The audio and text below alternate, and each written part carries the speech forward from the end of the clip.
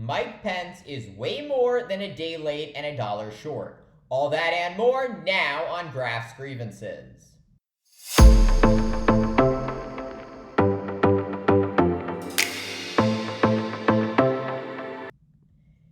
Desperate to boost his fledgling presidential campaign, former Vice President Mike Pence is now denouncing the Republican Party's embrace of populism that was ushered in by his former running mate, former President Donald Trump.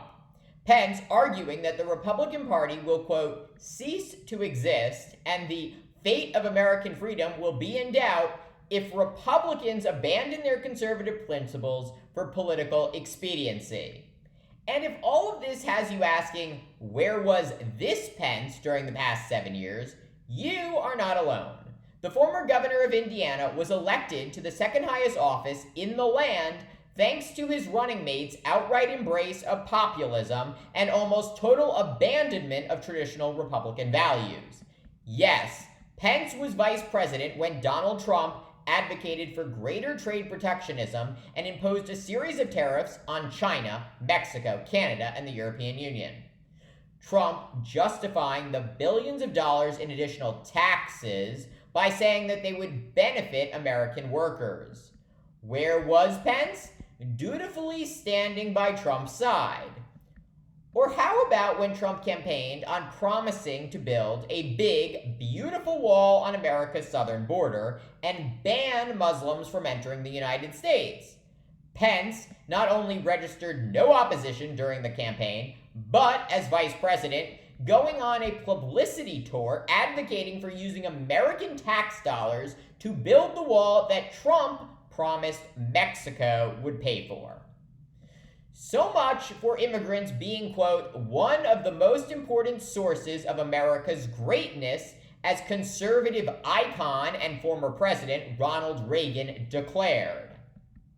And what about when Trump repeatedly campaigned on preserving Medicare and Social Security, and then took no action during his administration to reform the entitlement programs? Pence saying nothing publicly despite the programs rapidly approaching insolvency. But perhaps no issue better symbolizes Trump's break with traditional conservative orthodoxy and embrace of populism than his fiscal legacy. The branding guru overseeing an almost $7.8 billion increase in the national debt during his only 4 years in office. This astronomical increase under Trump resulting in America's debt reaching nearly as high as it was at the end of World War II, relative to the size of the US economy. Trump's massive spending and tax cuts for the rich also resulting in huge growth in the annual deficit, which ranks as the third biggest increase relative to the size of the US economy of any president ever. The only presidents with larger relative increases in the deficit? George W. Bush and Abraham Lincoln. But unlike Trump, Bush launched 2 foreign wars, Iraq and Afghanistan, while Lincoln paid for a civil war.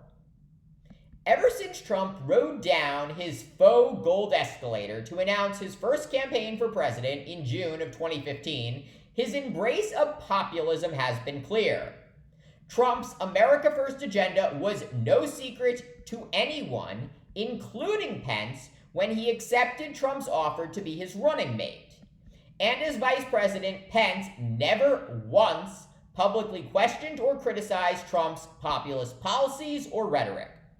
So for now, 2024 Republican presidential candidate Mike Pence to decry Trump's, quote, populism unmoored to conservative principles is the height of hypocrisy.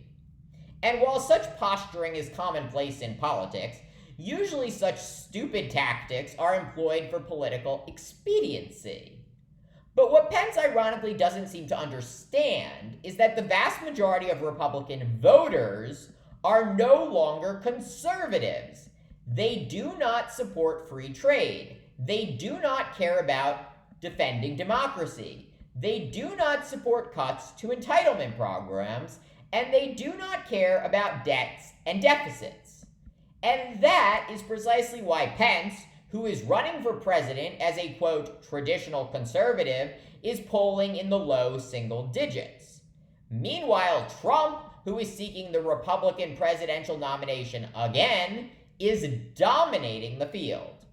So while I agree with Pence that the Republican Party's embrace of populism is bad for America and bad for the Republican Party, his decision to just now call out this dangerous ideological shift in the GOP is extremely disconcerting and way too late. Thank you for watching Graph's Grievances. Please subscribe, let me know what you think, and join me tomorrow for more.